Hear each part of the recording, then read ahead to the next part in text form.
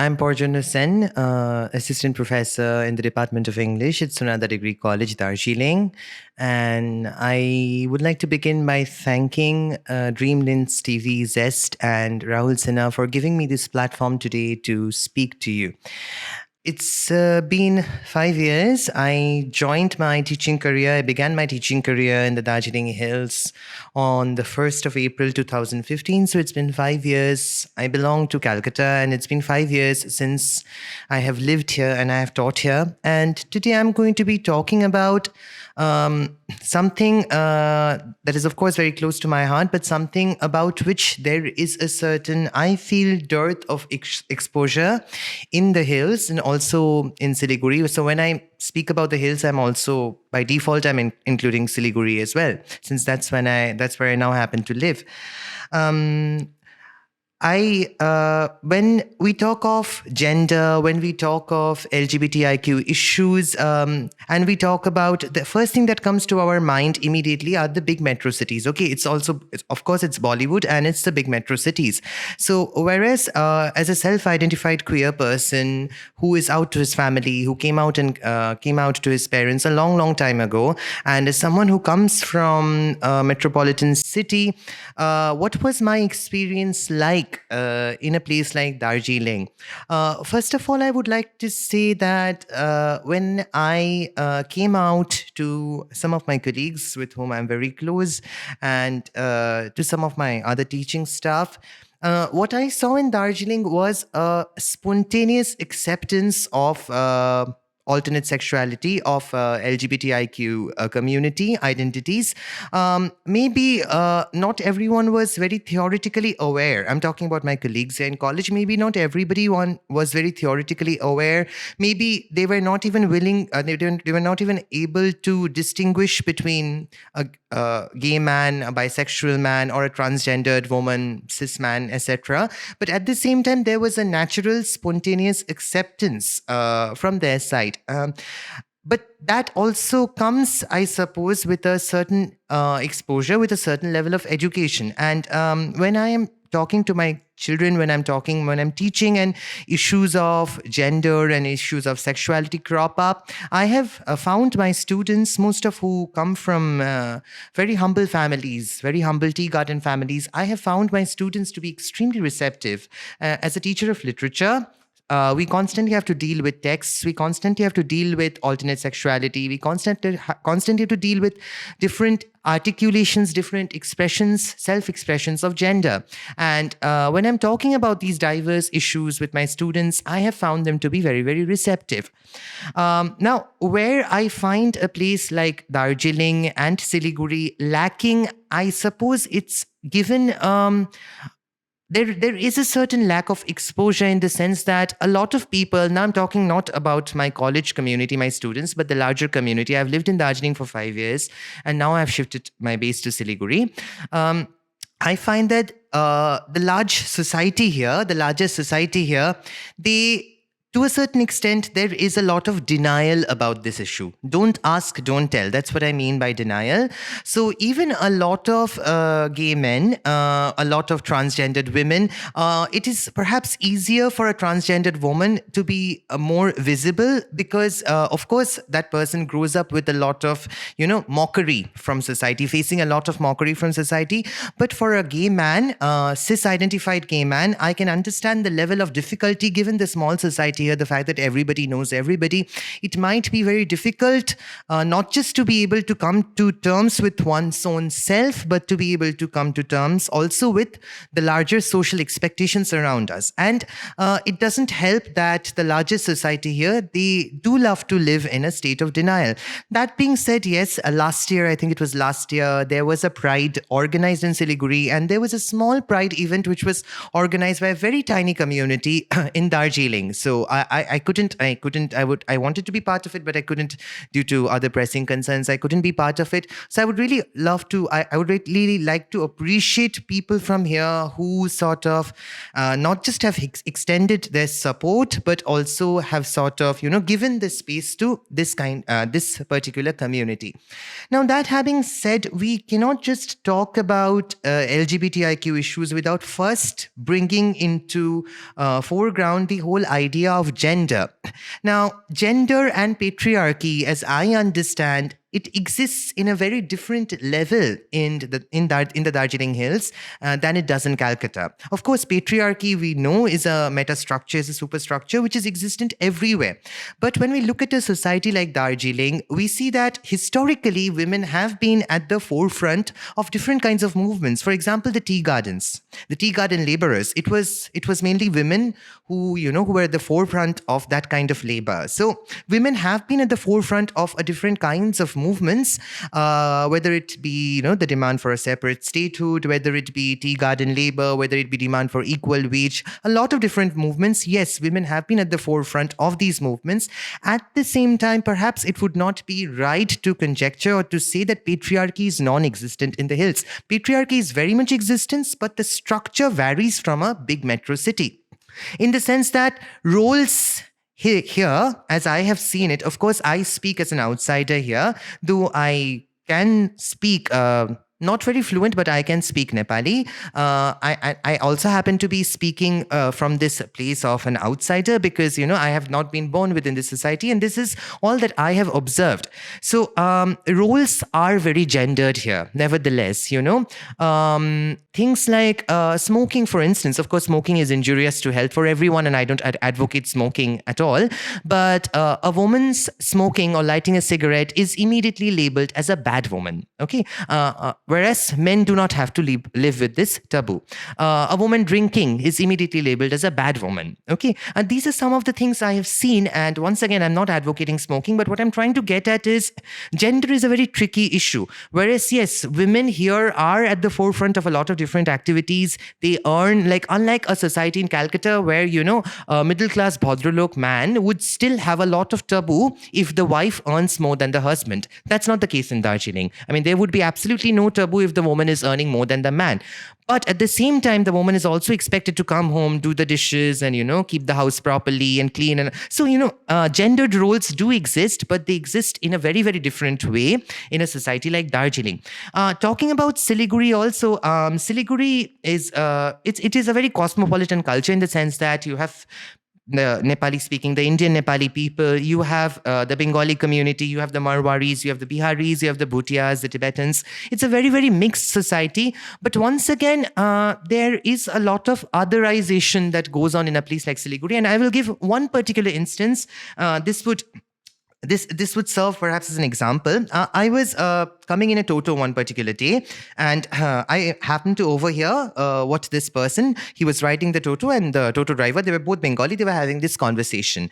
And the person sitting behind was telling the Toto driver, these days our Bengali women in Siliguri have started to smoke. It's once again, I'm using this example because this becomes a yardstick of character. So these days, our Bengali girls have started smoking, and they have picked it up from the Nepali people. So I was deeply offended by something like this, and I was like, so what? It's a woman's choice, right? If she wants to smoke, that is completely her choice. Despite knowing the consequences, it is a choice. If she wants to smoke, if she wants to drink, if she wants to have an independent existent outside the structure of patriarchy or within patriarchy, it is her choice.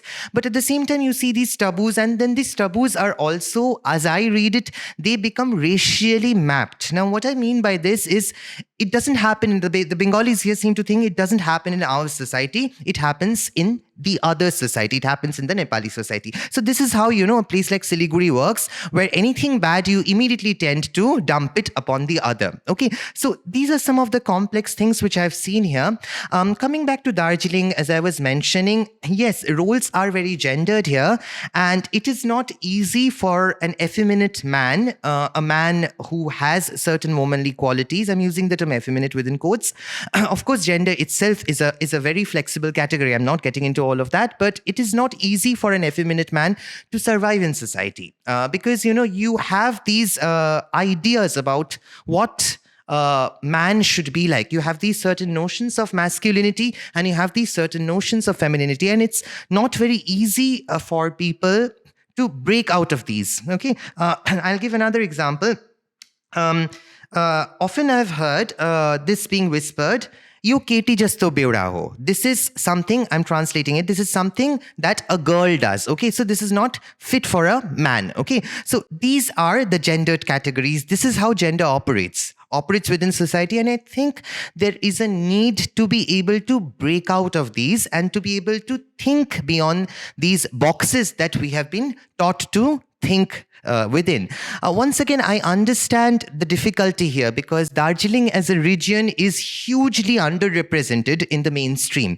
So when we are talking about a big metropolitan city like a Delhi or a Bangalore or a Calcutta, very few people actually even know where a Darjeeling is. I mean, very few people would say Darjeeling, oh, Bengal, they wouldn't even know. So that's why a lot of that ties in with a lot of the demand for identity, the demand for a separate statehood, all very understandable. At the same time, it's very tricky talking about gender because, the Darjeeling Hills as such are grossly underrepresented or sometimes even misrepresented. It comes within Bengal, geographically comes within the sort of the geodemography of Bengal, but at the same time, it has more in common with the rest of the northeastern states. So it inhabits this very tricky situation, okay? Tricky place, tricky sort of state. So, talking about something like gender from the perspective of an outsider becomes very complex and becomes very difficult because I always have that fear that maybe I'll say something that might not go down too well.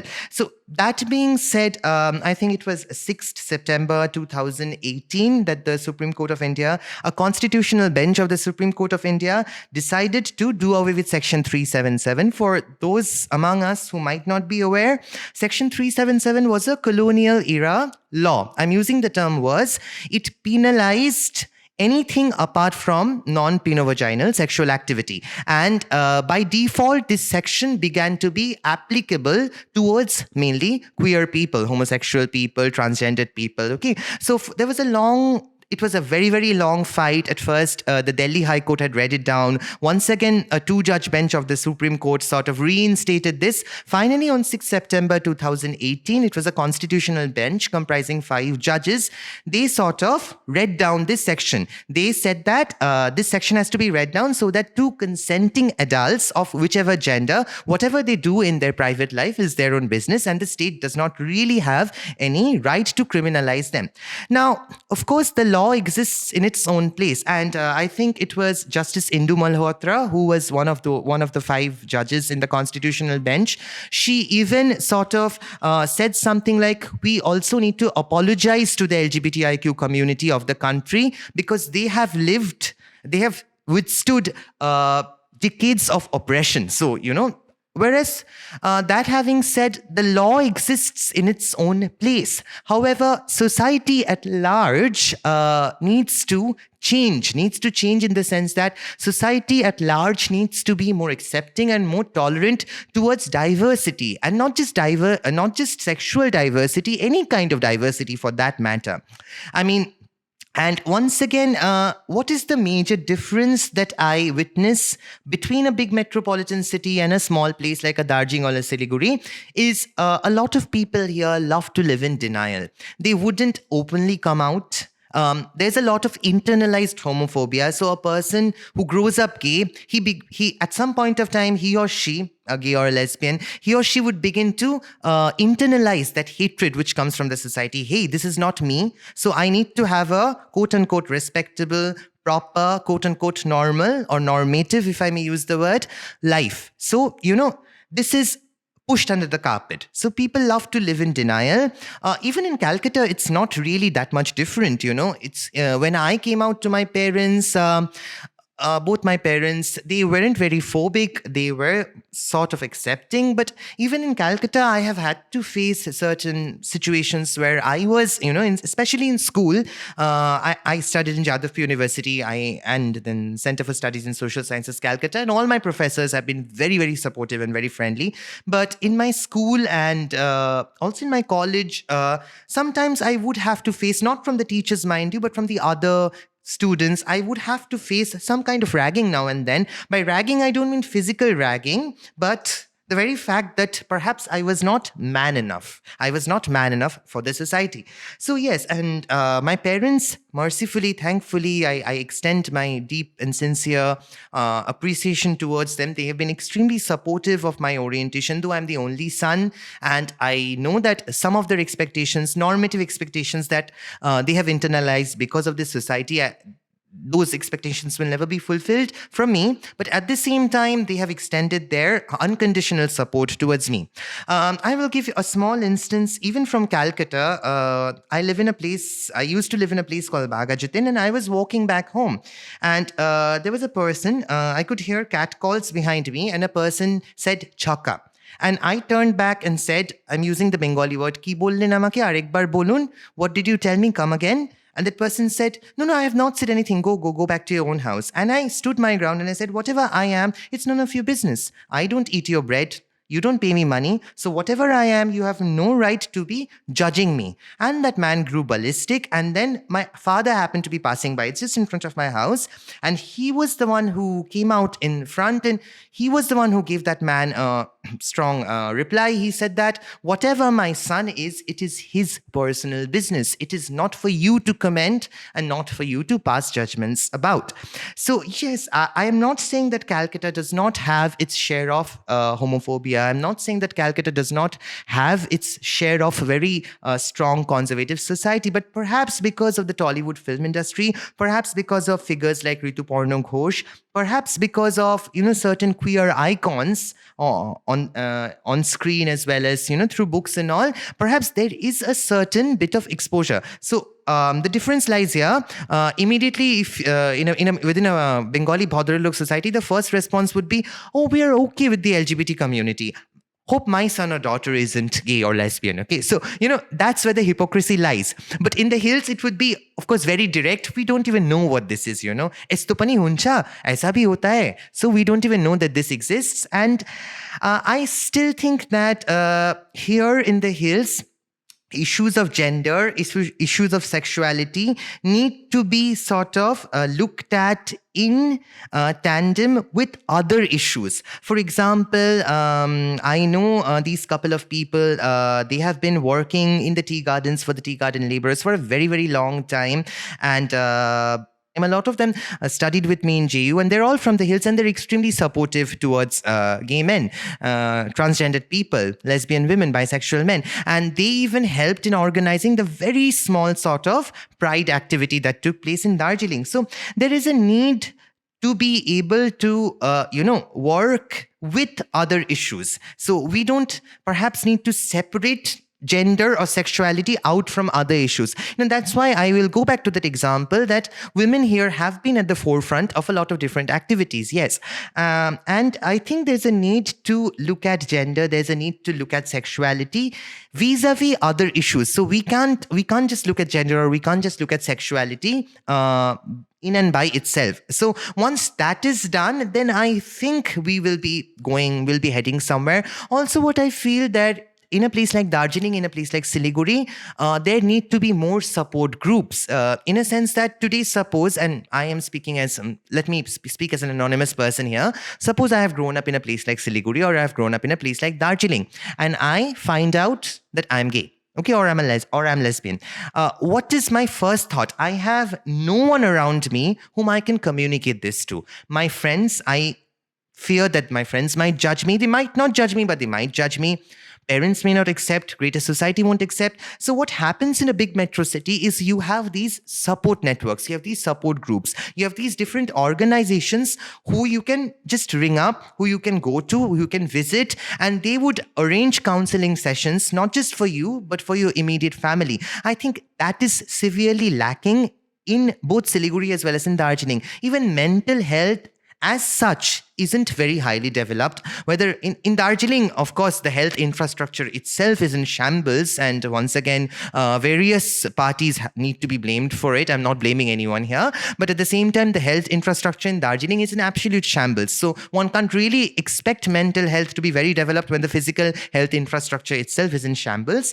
But that being said, I definitely think there need to be strong support groups, strong community support networks, people who need to not just self-identified LGBTIQ people, but a larger section of society, maybe writers, professor, teachers, cinematographers, artists, all of them need to come together. All of them need to form a forum that not just addresses, issues of gender and sexuality, but which addresses a diverse range of issues. I think that is very important so that more and more people will be able to reach out to, these support groups.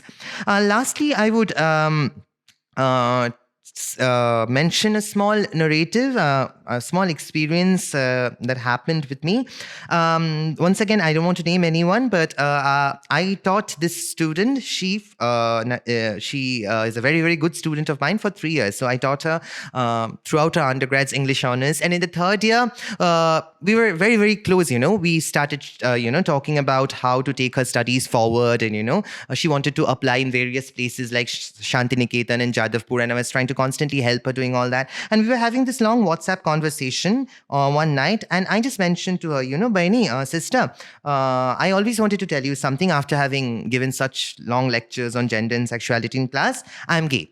And I still remember the response of my student, "Sir, you are our sir. And I always knew this, and it doesn't really matter to me who you are." So, and that was perhaps my that moment is so very precious for me, because here was my student who I had taught, who I had helped evolve and shape, and we are still in touch, and she's doing, touchwood, she's doing very well in her life. And she was not just accepting me, but some of what I had taught in class about patriarchy, about gender, some of that had really gone in. And I'm sure tomorrow, if she becomes a teacher herself, and when she comes across, gay man or a lesbian woman or a transgendered woman, she would be extremely, extremely sensitive as a teacher. So, I am able to create a few students like these, and that is what makes me really, really proud.